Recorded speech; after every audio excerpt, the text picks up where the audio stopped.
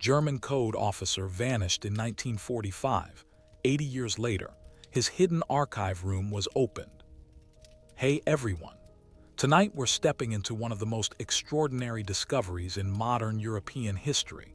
A story that begins with a sealed door in the Austrian Alps and ends with an 80-year deception that rewrote everything historians thought they knew about the final, desperate weeks of the Second World War. It is March 7, 2025. The village of Grundles, Austria, a quiet lakeside community nestled in the Salzkammergut region, deep in the Styrian Mountains, roughly 40 kilometers east of Bad Ischl.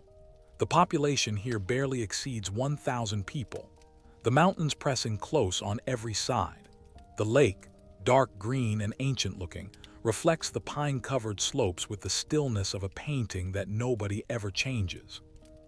It is, by any ordinary measure, a place where nothing of great consequence tends to happen. A small team of structural engineers from the Graz Institute of Civil Heritage Assessment had been contracted to survey the foundations of a 19th-century hunting lodge, known locally as the Jagdhaus Waldenstein, following damage from the previous winter's unusually violent snowfall. The ground floor beams had cracked. The insurance assessors needed a full subsurface report before any restoration work could proceed. On the morning of March 7th, at approximately 9 in the morning, a 34-year-old structural engineer named Petra Haslinger pressed a ground-penetrating radar sensor against the eastern foundation wall of the lodge's lowest cellar level. She was expecting to find moisture damage, perhaps some deteriorated limestone, the usual catalog of alpine building failure. What the sensor returned instead was something that stopped her cold. Behind the wall, sealed behind approximately 60 centimeters of solid mortar and rough-cut stone that had been plastered over and painted white at some point in the post-war decades, was a void. Not just a void, a room. A substantial room measuring, as subsequent measurements would confirm, roughly 4 meters by 6 meters, with a ceiling height of just under 2.5 meters.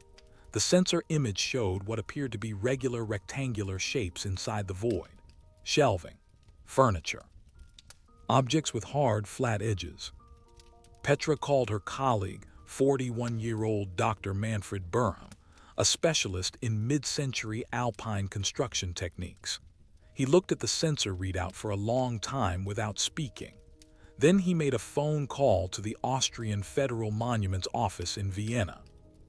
The demolition of the false wall, conducted with surgical precision by a team of 4, using handheld pneumatic drills and careful chisel work over the course of 2 full days, revealed a room that appeared to have been sealed sometime between late 1944 and early 1945, based on the date stamps on the mortar compound later identified through material analysis.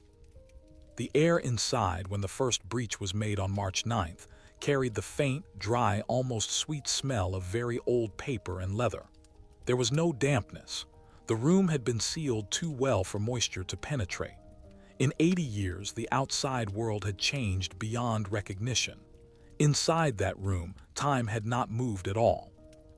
The shelves, 12 of them, floor to ceiling, handcrafted from heavy spruce timber, held bound codebooks, encrypted signal logs, handwritten operational orders, and approximately 340 individual message transcripts, many still bearing the red classification stamps of the German Wehrmacht's Signal Intelligence Division. There were leather cases containing modified Enigma machine components. There were maps.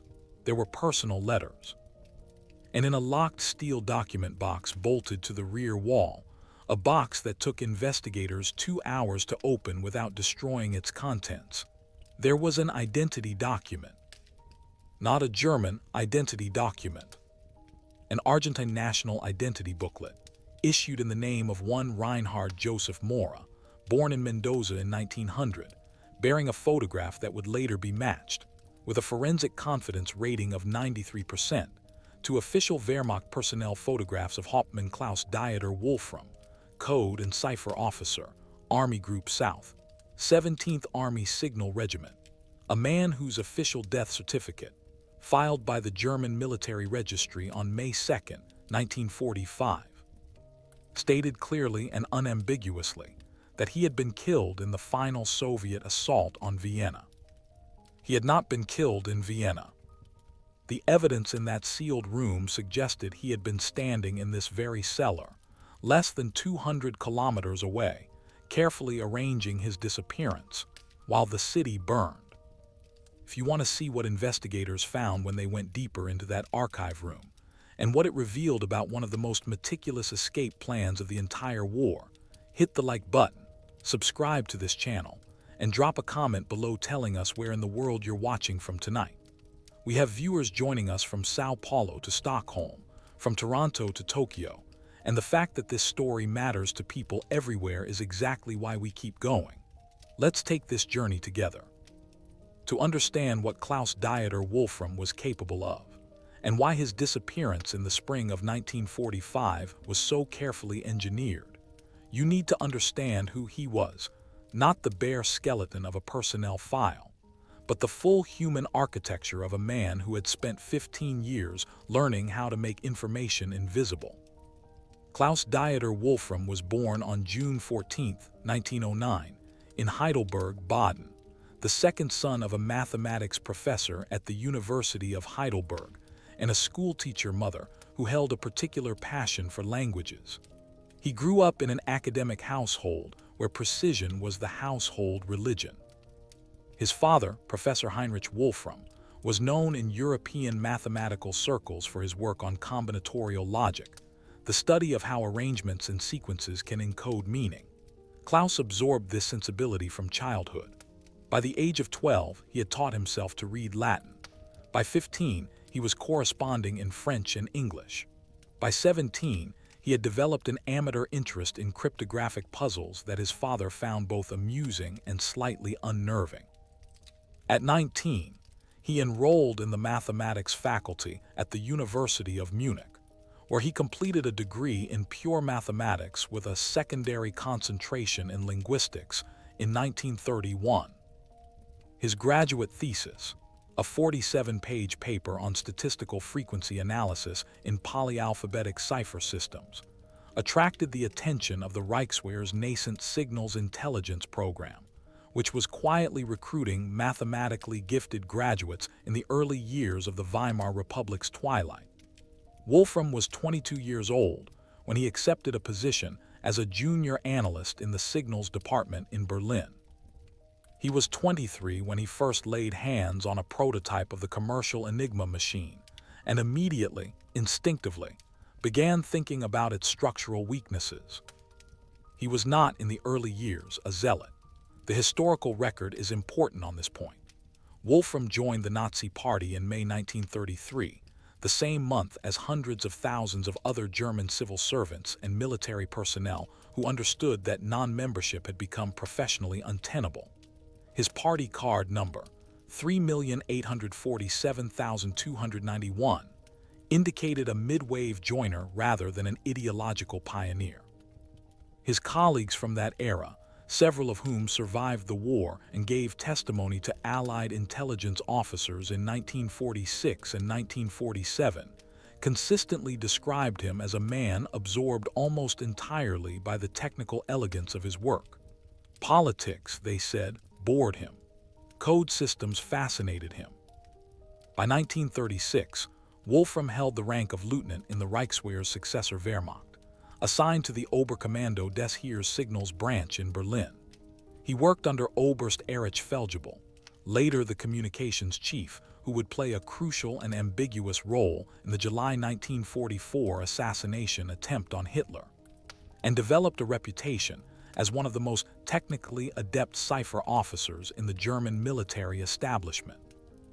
He was, by all contemporary accounts, methodical to the point of obsession, capable of working for 16 or 17 hours at a stretch on a particularly intricate operational code revision, and possessed of a memory that his colleagues described as almost mechanical in its precision. He could recite the complete key settings for a 30-day Enigma cycle after reviewing them once. In 1938, he married Ilse Marguerite Richter, the 26-year-old daughter of a Stuttgart architect. Their first daughter, Hannelore, was born in June 1939. Their second daughter, Bridget, arrived in February 1941. By all accounts, the marriage was genuinely affectionate, built on the shared quiet pleasures of music. Wolfram played the piano with considerable skill, books, and the company of a small circle of academic friends. Then the war began to eat everything. By 1941, Wolfram had been promoted to Oberleutnant and assigned to Army Group South, supporting Operation Barbarossa's communications infrastructure across the Eastern Front. He spent the brutal winter of 1941 to 1942 working out of a signals facility near Kharkov, Ukraine, building the cipher architecture that protected German operational communications across a front stretching thousands of kilometers. His operational security protocols were, by the Wehrmacht's own internal assessments, among the finest in the German military. He received the Iron Cross Second Class in January 1942 and the First Class in October of the same year, after his cipher protocols helped prevent a critical operational plan from being compromised during the failed Soviet winter offensive. He was promoted to Hauptmann, captain, in March 1943, assigned to the 17th Army Signal Regiment, a specialized unit responsible for the highest classification communications between Army Group South headquarters and the OKH command in Berlin. His unit's designation was Kryptographieabteilung Süd 17B, Cryptography Detachment South, 17th, Section B. This was a small unit, fewer than 30 personnel, operating at the absolute apex of German signal security. The material that passed through his hands represented some of the most sensitive intelligence and operational orders of the entire Eastern Front campaign. Then, in the summer of 1944, the world changed. On July 20, 1944, the assassination attempt on Adolf Hitler at the Wolf's Lair failed. Among those implicated and subsequently executed was Oberst Erich Feldjebel, Wolfram's former superior and professional mentor. Wolfram was interrogated by the Gestapo in August 1944, a fact documented in Gestapo records partially recovered from the Berlin Document Center after the war. He was cleared of direct involvement, but the interrogation left a mark. Multiple sources suggest that Wolfram, already privately disillusioned by the catastrophic losses of the Eastern Front and the systematic destruction of everything he had valued in pre-war German intellectual life, underwent a fundamental psychological shift in the autumn of 1944. The final weight was personal, not political. On November 12, 1944, an Allied bombing raid struck the residential district of Stuttgart where Ilse Wolfram and their two daughters were living. The apartment building took a direct hit. Ilse, 32 years old, and Hannelore, aged 5, were killed. Bridget, 3 years old, survived but was severely injured and taken to a hospital in the countryside outside the city. Klaus Wolfram, stationed at Army Group South's command facility near Budapest at the time, received the notification by telegram on November 14th. His commanding officer, Oberstleutnant Franz Riedel, wrote in his diary for November 15, 1944, a diary recovered by Soviet forces and archived in Moscow, not declassified and shared with Western researchers until 2018, that Wolfram arrived at the signals facility that morning looking as though someone had taken everything essential out of him and left only the exterior. He worked his shift without speaking.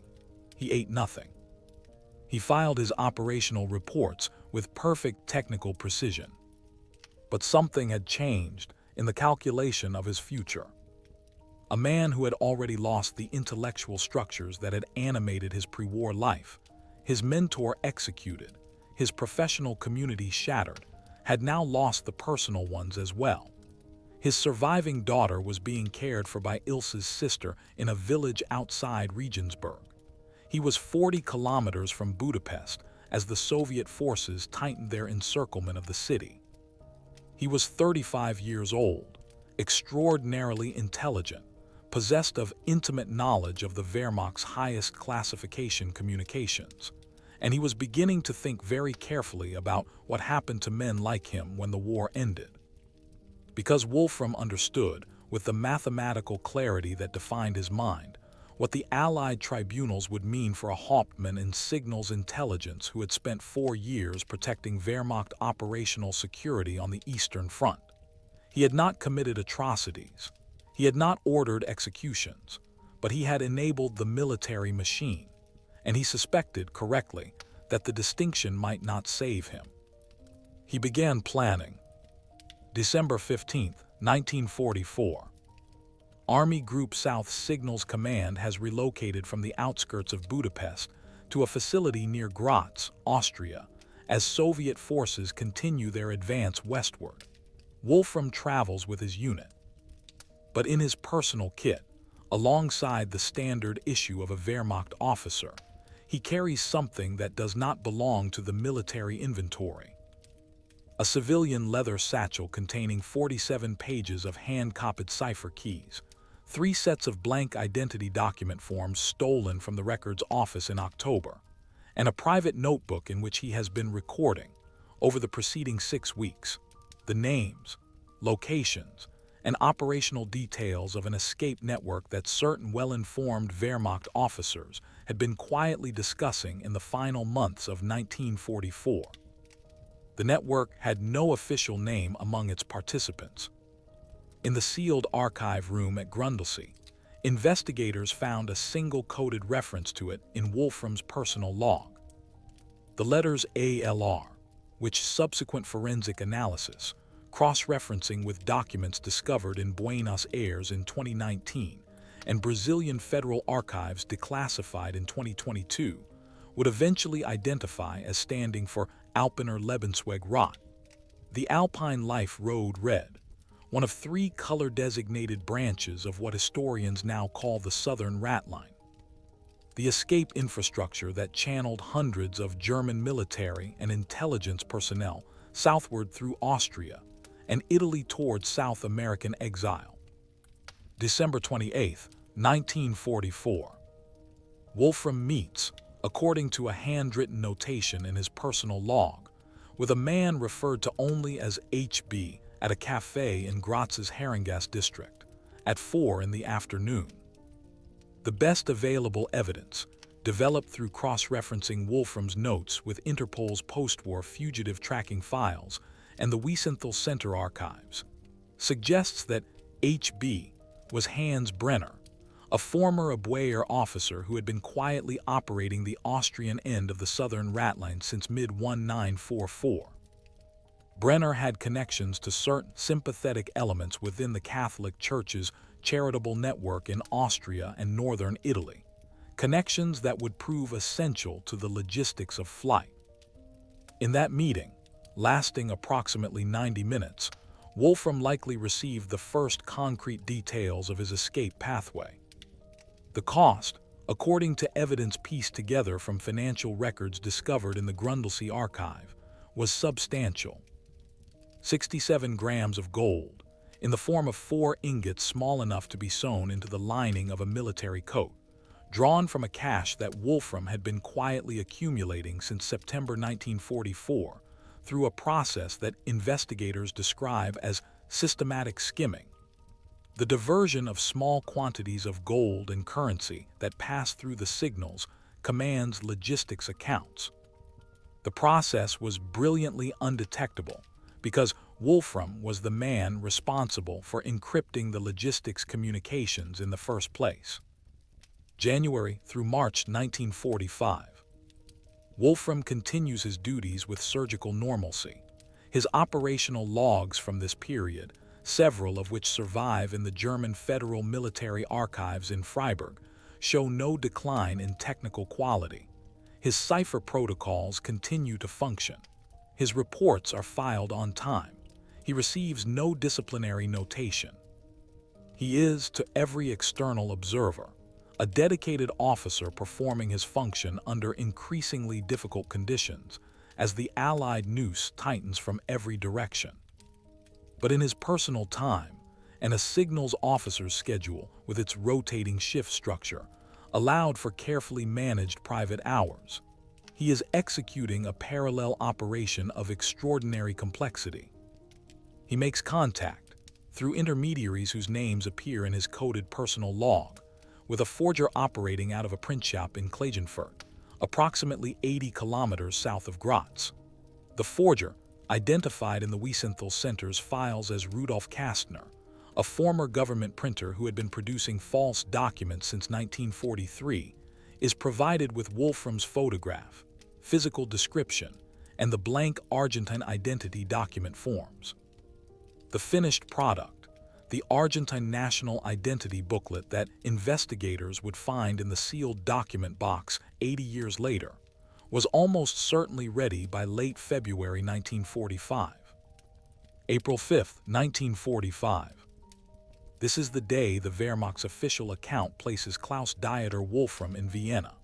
According to Army Group South's after-action records, partially preserved in the Austrian State Archives, Hauptmann Wolfram's Signals Detachment was among the units assigned to maintain communications during the final defense of Vienna against the advancing Soviet Third Ukrainian Front. The city had been declared a defensive position by Hitler's order on April 3rd. The fighting would be savage and brief.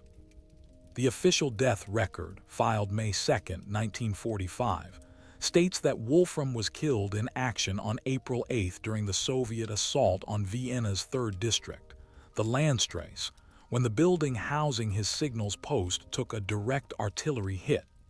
His body, the record states, could not be recovered. But the evidence from the Grundles archive tells a completely different story. April 4, 1945, 9 in the morning. Wolfram is not in Vienna. He almost certainly never went to Vienna.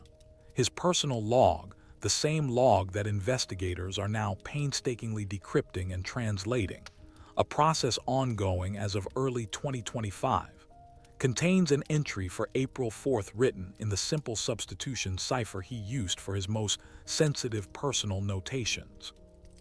The entry, translated by forensic linguist Dr. Anna Steinbacher of the University of Vienna's History Department in November 2024, reads in approximate English: "Departed Graz facility at first light. K traveling by rail to Lezen. Package received. Weight confirmed." The package was almost certainly his forged Argentine identity document and accompanying supporting papers. K appears to refer to himself. He uses this abbreviated self-reference in several other personal log entries. April 4th, midday. Wolfram reaches Lezen, a market town in the Enns Valley, approximately 70 kilometers east of Grundles. Here he meets the first link in the ALR network's chain of safe houses, a farm owned by a retired customs official named Georg Unterberger, whose property sits on the eastern edge of town behind a stand of mature larch trees. Unterberger does not appear to have been ideologically motivated.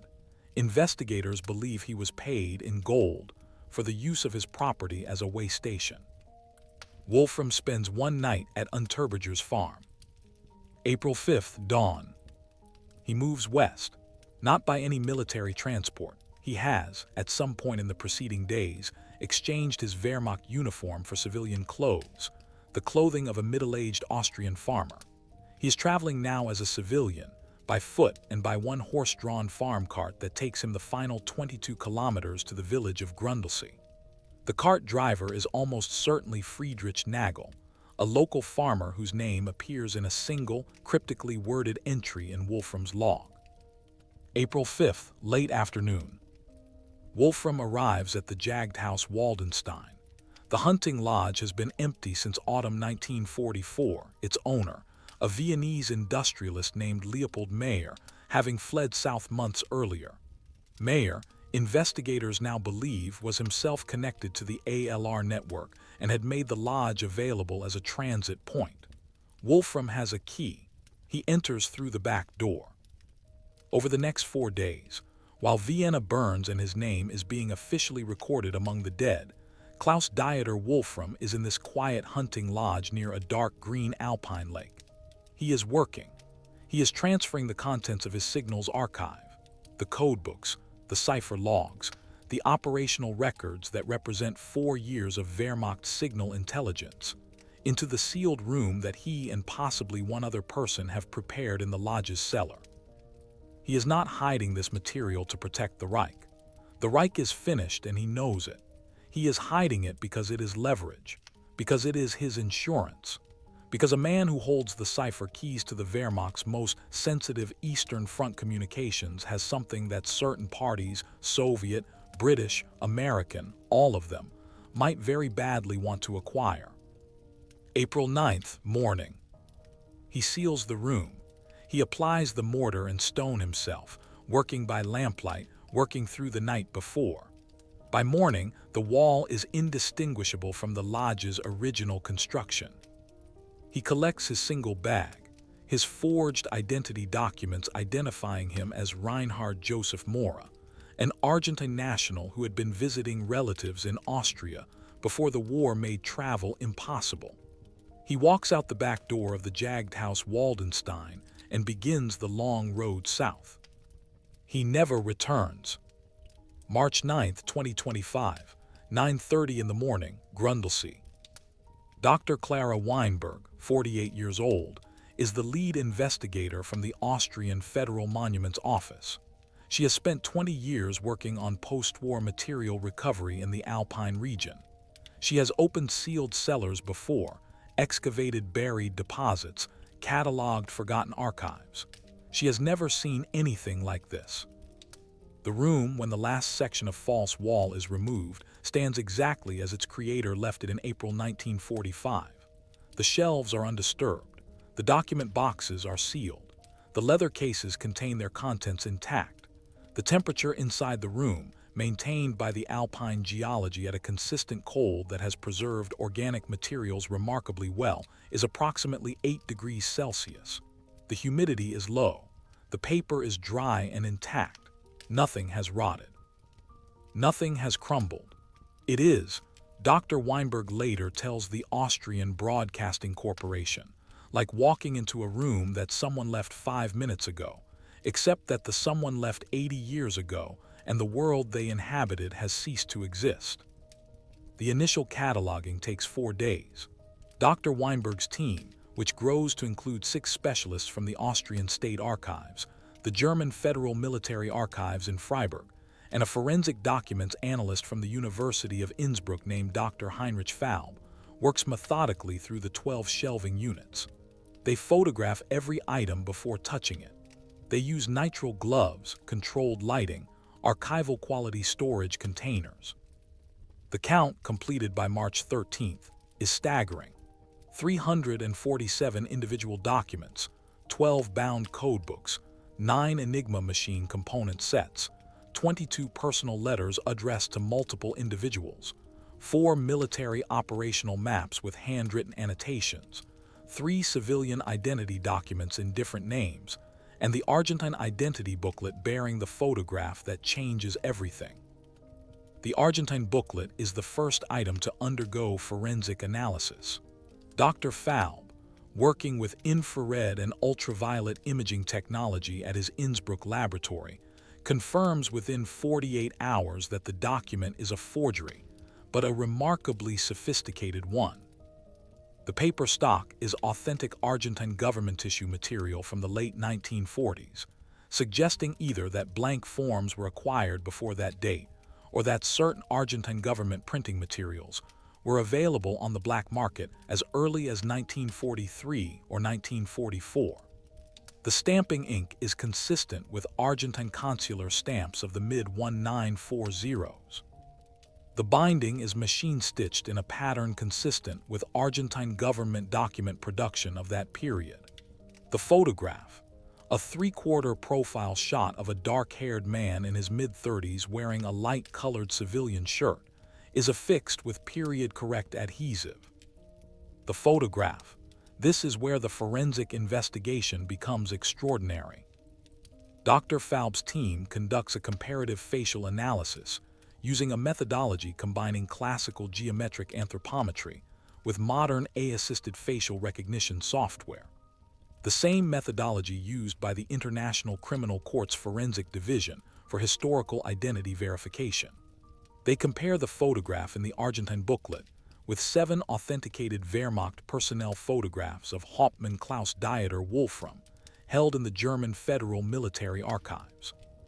The photographs of Wolfram range from 1936 to 1944, allowing the analysis to account for natural aging. The result, delivered in a formal forensic report dated March 28, 2025, a 93% confidence match across 16 measured facial geometry points. The man photographed in the Argentine identity document is, with near certainty, Klaus Dieter Wolfram. This is the first breach in the wall of the official story. The second comes from the codebooks.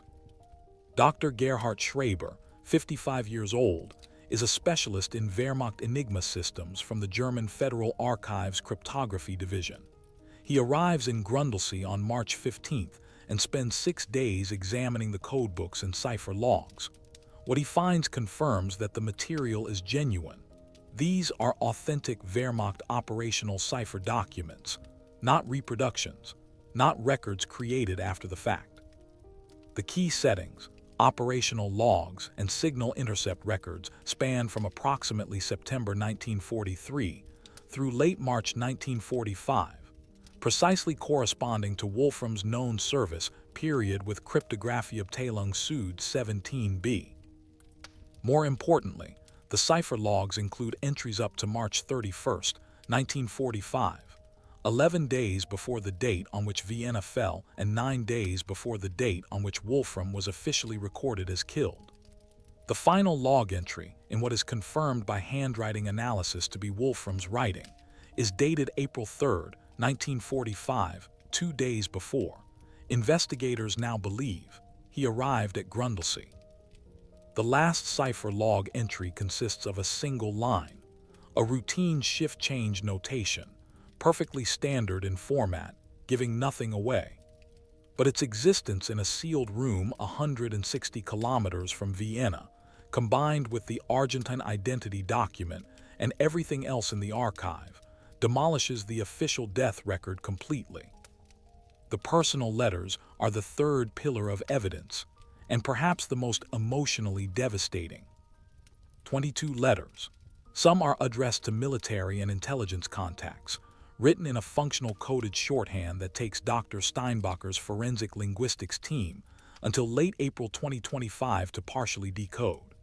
But 7 of the letters, 7, written on thin personal stationery in a careful, slightly formal handwriting that matches every exemplar of Wolfram's authenticated script, are addressed to Liebling Bridget, darling Bridget, his surviving daughter, who would have been 4 years old in April 1945.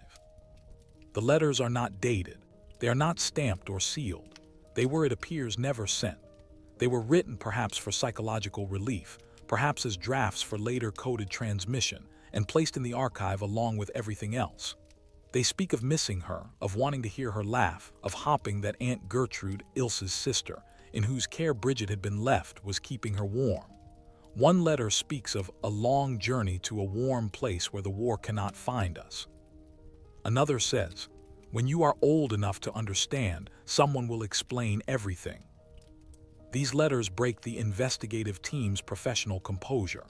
Dr. Weinberg admits in an interview published by the Austrian newspaper Der Standard on April 10, 2025, that she read the letters 3 times and wept during the 3rd reading. This is the part that is always hardest, she said. When you remember that the person who did all of this, who executed this elaborate, self-serving escape, was also just a man who missed his little girl. The 4th critical piece of evidence arrives from an entirely different direction: the international archive cooperation that the Grundles discovery immediately triggers. On March 20, 2025, the Austrian Federal Monuments Office formally notifies the Argentine Foreign Ministry, the German Federal Archives in Berlin, the Simon Wiesenthal Center in Vienna, and Interpol's Historical Crimes Unit in Lyon, France, of the nature of the discovery. This triggers a cascade of archival cross-referencing that draws on databases across 4 continents. On April 2, 2025, researchers at the Argentine National Archive in Buenos Aires acting on the information provided by Austria, locate a residence registration record for one Reinhard Joseph Mora, dated November 14, 1947, in the provincial records of Mendoza, Argentina. The registration describes a man of Austrian origin, 38 years of age, consistent with Wolfram's age at that date, working as a private mathematics tutor. A bank account in the name of Reinhard Mora at the Banco de Mendoza, opened in early 1948, shows an initial deposit consistent with the liquidation of a small quantity of gold through a currency exchange house in Buenos Aires. The survival network has left a paper trail, a faint one, but a trail nonetheless. On April 11, 2025, the Wiesenthal Center provides the investigation with a cross-reference that had never previously been completed.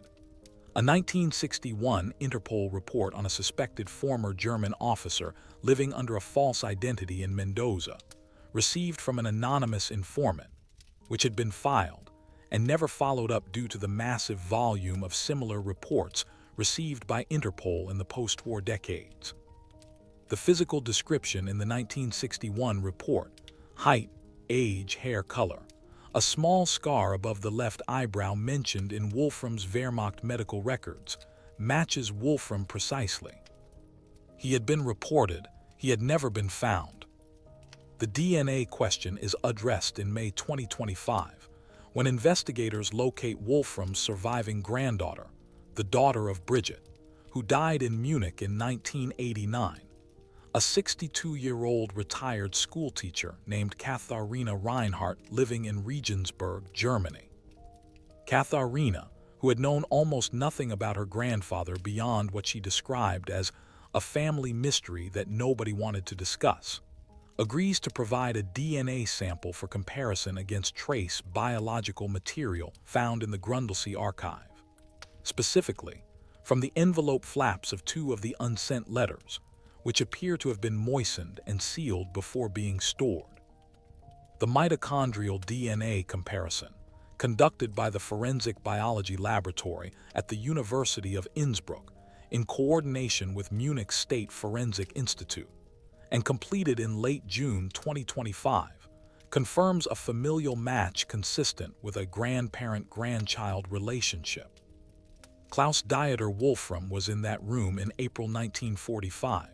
He wrote those letters, he sealed that archive, and then he walked away into a new identity and a new life. The Alpine Life Road in its Red Branch, the one that served Wolfram, was not a single organization. It was a confederation of convenience, built from the ruins of several overlapping wartime structures. The Boyer's networks of informal contacts, certain channels within the Odessa organization that historians have debated for decades, and most importantly, a series of sympathetic Catholic clergy in the Austrian diocese of Graz-Seckau and the Italian diocese of Bozen-Brixen, who genuinely believed they were performing acts of Christian mercy towards soldiers fleeing a lost war, rather than facilitating the escape of men who had served a regime of systematic murder. Hans Brenner, the Abwehr officer who coordinated the Austrian segment of the route, had been building his network since mid-1944 with characteristic intelligence service pragmatism. He recruited three categories of asset: ideologically motivated supporters who believed in providing a future for what they called the technical class of the Wehrmacht, the engineers, the communications specialists, the intelligence analysts whose skills might be valuable in a post-war world, financially motivated intermediaries who needed money and asked few questions, and coerced participants, individuals who had information that Brenner could use against them, and who therefore cooperated whether they wished to or not. The route that Wolfram took southward from Grundles in April 1945 can now be reconstructed with reasonable confidence from multiple archival sources. The investigators from the 2025 Grundles discovery, working in cooperation with the Italian National Archives in Rome and the Uruguayan Historical Memory Institute, which holds significant documentation on post-war German immigrant communities in South America, have assembled what Dr. Weinberg describes as a fragmented but coherent picture. From Grundles, Wolfram traveled southwest on foot and by farm transport through the Aussierland Valley toward Bad Aussee, a distance of approximately 16 kilometers. In Bad Aussee, a second way station of the ALR network was operated from the back rooms of a small pharmacy owned by a man named Alphonse Muhlecker, a former Wehrmacht medical supplies officer who had returned to civilian life in 1943 after being wounded on the Eastern Front, and who maintained useful contacts in both the Austrian resistance and, paradoxically, in the escape network that the resistance nominally opposed. Wolfram spent 2 nights in Muhlecker's back rooms. From Bad Aussee, the route turned south toward Radstadt and the Tauern Pass region.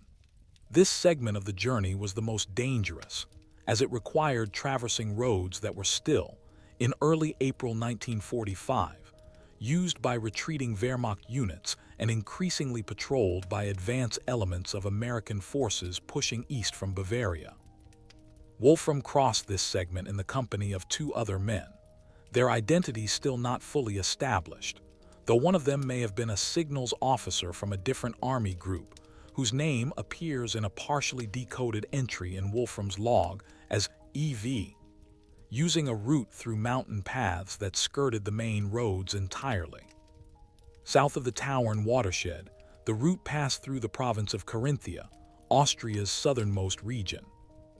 The key way station here was the town of Villach, close to the Italian border, where a network of contacts associated with the relief operations of the Pontifical Commission of Assistance, a Vatican-connected organization that was genuinely intended for civilian war refugees, but whose documents and transit papers were, in certain cases, extended to former military personnel through the intervention of sympathetic clergy, provided Wolfram with a fresh set of transit documents identifying him, this time, as a displaced person of Austrian civilian origin.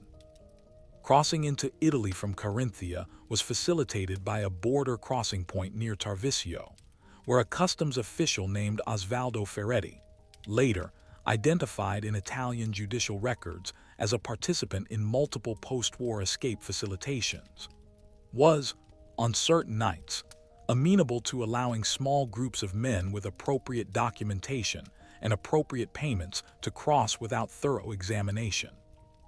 Once in Italy, the route moved rapidly south and west. Udine, then Trieste, which in the chaotic spring of 1945 was a genuinely lawless zone of competing Yugoslav, British, and Italian authority, where a man with good false documents and a calm demeanor could move with relative freedom. Then south along the Adriatic coast toward the port of Genoa. Genoa was the critical junction. The ALR network's Italian segment operated through contacts in the Genoa diocese and through certain shipping agents with long-established South American trade connections, facilitated the passage of its clients onto freighters and passenger ships bound for Buenos Aires, Montevideo, and the Brazilian ports of Santos and Rio de Janeiro. The shipping agent most consistently identified in historical research on this route, a man named Giacomo Fabbri, whose firm maintained offices in the old port district of Genoa, appears in multiple independent archival sources as the final logistics coordinator who arranged actual sea passage. Wolfram likely departed Genoa in early July 1947, more than 2 years after his arrival in Italy.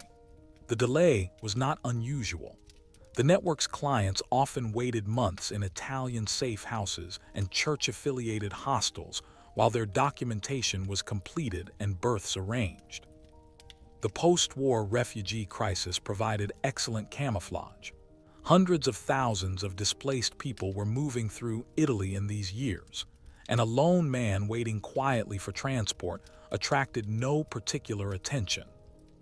The scope of the ALR Red Route alone, as reconstructed from multiple archival sources, encompasses approximately 140 confirmed individual transits between early 1945 and 1952. Among those who used the same way station network as Wolfram were, investigators now believe, at least 12 former SS personnel, 8 Gestapo officers, and, most disturbingly, 3 individuals who had participated in the administration of the concentration camp system in a clerical and logistical capacity. They did not gas prisoners, but they processed the paperwork that sent prisoners to be gassed. The network did not distinguish between them and a cipher officer who had encrypted battle orders. Money and the right documents were the only credentials that mattered. The gold that Wolfram had accumulated, 67 grams in ingots, worth approximately $2,500 at 1945 gold prices, equivalent to roughly $35,000 in contemporary value, was sufficient to fund his passage, his documentation, his waiting period in Italy, and his initial establishment in Mendoza. It was a modest sum by the standards of some fugitives who passed through similar networks carrying far greater stolen wealth. But it was enough, and Wolfram supplemented it, once established in Argentina, with income from his skills. Mathematics tutoring became, for a time, genuine employment. Mendoza, Argentina, 1947 through 1961.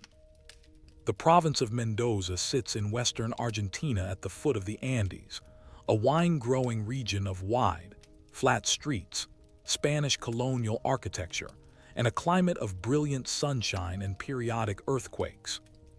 In 1947, its population included a substantial German-speaking immigrant community, many of them genuine pre-war immigrants with no connection to the Nazi regime, alongside a newer wave of post-war arrivals whose backgrounds were, in some cases, considerably more complicated. Reinhard Joseph Mora, the identity under which Klaus Dieter Wolfram lived for the remainder of his life, established himself in Mendoza with remarkable methodical competence. The residence registration records, now located by Argentine archivists, show an address in the Quinta Sección neighborhood, a quiet, middle-class district of family homes and small apartment buildings. The bank account at the Banco de Mendoza shows modest but consistent transactions, monthly income from tutoring services, occasional larger deposits that may represent payment for more specialized analytical consulting work, whose exact nature remains unclear. The 1950 Argentine National Census, to which investigators were directed by the Argentine National Archive, lists at the registered address a household of 1. Reinhard J. Mora, occupation listed as Professor Particular, Private Tutor, Nationality Argentine, age listed as 50, which corresponds to Wolfram's actual age of 41 in 1950, plus 9 years added to extend the plausibility of his backstory. He appears to have deliberately aged himself on official documents. He lived quietly. He did not, as far as investigators have been able to determine, involve himself in any of the organized former SS social networks that existed in the larger German-Argentine community of Buenos Aires and its surrounds. He did not attend German community events. He did not write for the German-language press. He tutored the children of local families in mathematics and occasionally in languages. He was, by all available accounts, a reserved, polite, somewhat remote figure who was regarded by neighbors as pleasant but private. But he was not entirely silent. Among the 22 letters found in the Grundles archive, investigators identified 5 that appear to have been sent, or at least transmitted, based on evidence that distinguishes them from the clearly retained, never-sent drafts addressed to young Bridget. These 5 letters are addressed in a different hand, almost certainly to avoid graphological identification, to a post office box in Regensburg, Germany. The Regensburg address corresponds, investigators have established, to the household of Gertrude Richter, Ilse's sister, who was caring for Wolfram's surviving daughter Bridget. The content of these letters is coded in a simple transposition cipher, whose key Wolfram and Gertrude Richter must have established before his departure. A cipher that Dr. Steinbacher's team broke within 2 weeks of beginning the analysis. The decrypted content reveals that Wolfram sent at least 5 communications to Regensburg between approximately 1949 and 1958. The dates are inferred from references to contemporary events mentioned in the letter's coded text. The letters confirm that Wolfram knew his daughter Bridget had survived the war and was being raised by her aunt. They contain, in coded form, expressions of love and guilt. One letter, apparently sent in approximately 1955, when Bridget would have been 14 or 15 years old, includes a decoded passage that reads, "Tell her that her father thinks of her every day. Tell her that the music still plays in his head. Tell her nothing else." Bridget Wolfram, who took the surname Hartmann following her post-war guardian's remarriage, grew up in Regensburg, completed a nursing qualification in 1959, and married a civil engineer named Peter Reinhardt in 1963. She never, as far as can be determined from available records, publicly acknowledged any knowledge of her father's survival. She died in Munich in 1989, aged 48, of cancer. Whether she knew the full truth, or suspected it, or refused to believe it, or simply kept a secret with the same iron discipline that her father kept his own, this is a question that the historical record cannot answer. What happened to Klaus Dieter Wolfram himself after approximately 1961 is less clear. The Mendoza residence records show no further entry for Reinhard Mora after 1963. The bank account at the Banco de Mendoza was closed in early 1964, with the balance withdrawn in cash. No death record for Reinhard Mora has been located in Argentine municipal records.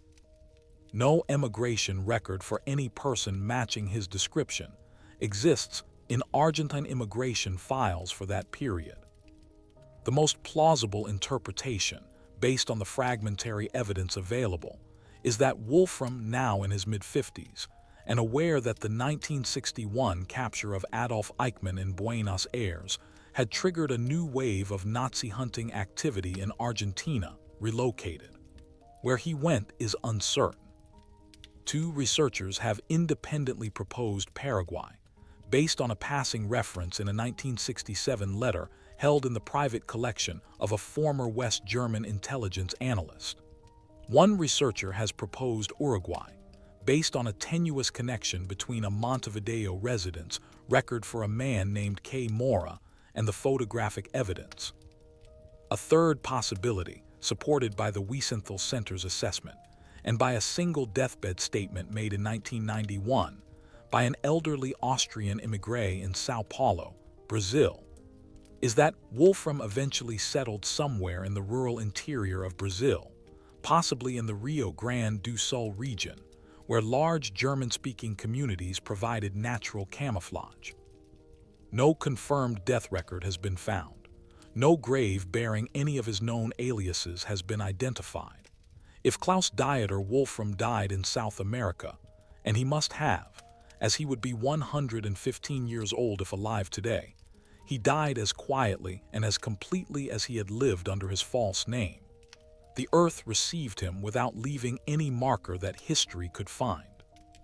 The question that hangs over the Grundles discovery, as it hangs over every discovery of this kind, is not purely historical. It is moral, and it deserves to be addressed directly, without the comfortable evasion of treating Wolfram's story purely as an intellectual puzzle or a tale of individual ingenuity. Klaus Dieter Wolfram was not, by the evidence available, a perpetrator of direct atrocities. No evidence places him at a massacre, at a deportation action, at a concentration camp, or at the site of a war crime in the conventional sense. He was a cipher officer. He encrypted messages.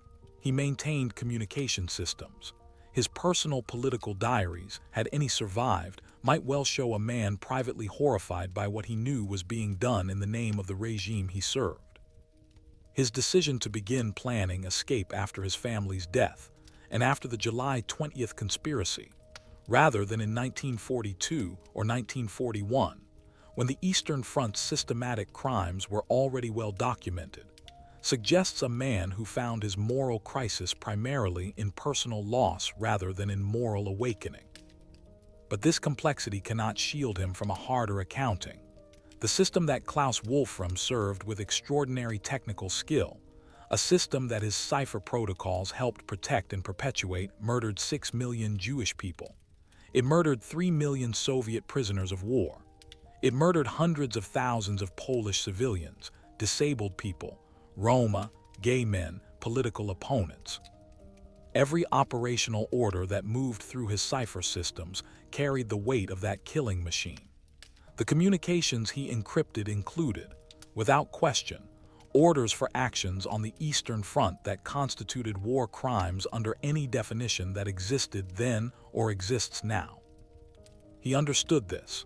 A man of his intelligence, working at the highest levels of Wehrmacht signals intelligence, could not have been ignorant of what his work served.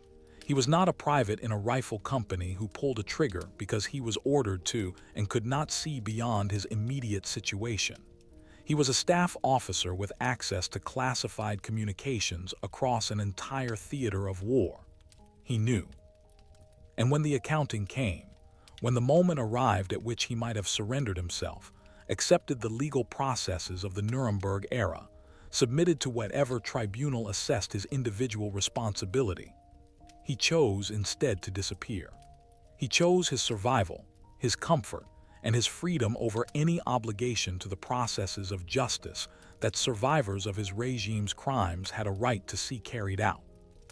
There are those who will argue, and the argument deserves acknowledgement, even if it does not deserve acceptance, that the post-war tribunals were imperfect instruments of victors' justice, that many who were tried were treated unjustly, that the legal frameworks applied retroactively to wartime conduct created problematic precedents. These are genuine historical and jurisprudential debates, but they are debates conducted by the living, about abstractions. The concrete reality is simpler.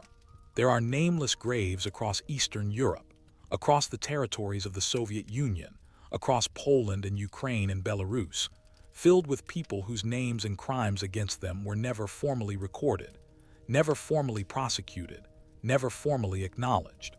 For every Wolfram who escaped into a comfortable anonymous life in South America, there was a survivor somewhere whose demand for even symbolic justice went unmet.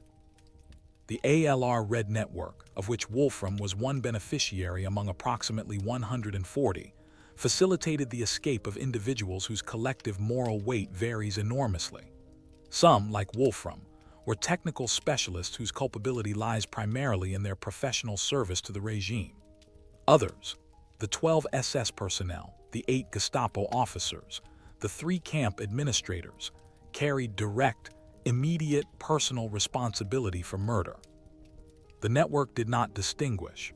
It processed them all with the same administrative efficiency for the same fee in gold. This is perhaps the most disturbing dimension of the Grundles discovery, not the individual story of one cipher officer's escape, but what that story reveals about the systemic infrastructure that made his escape possible.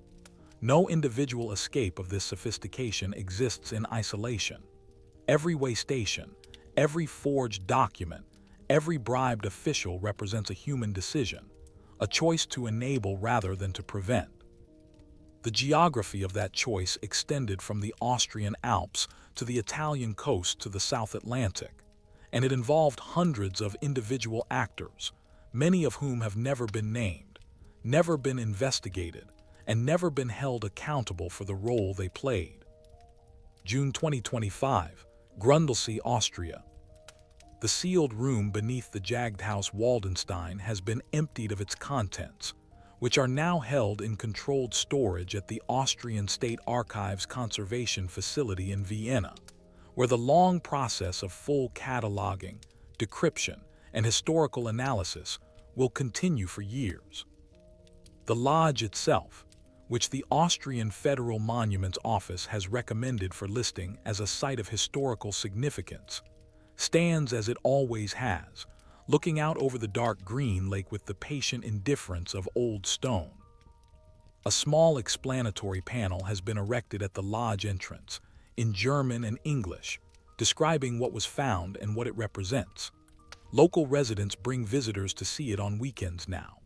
The Regional Tourism Authority has, with somewhat uncomfortable pragmatism, suggested that the discovery might become a heritage attraction, part of a broader circuit of Salzkammergut historical sites.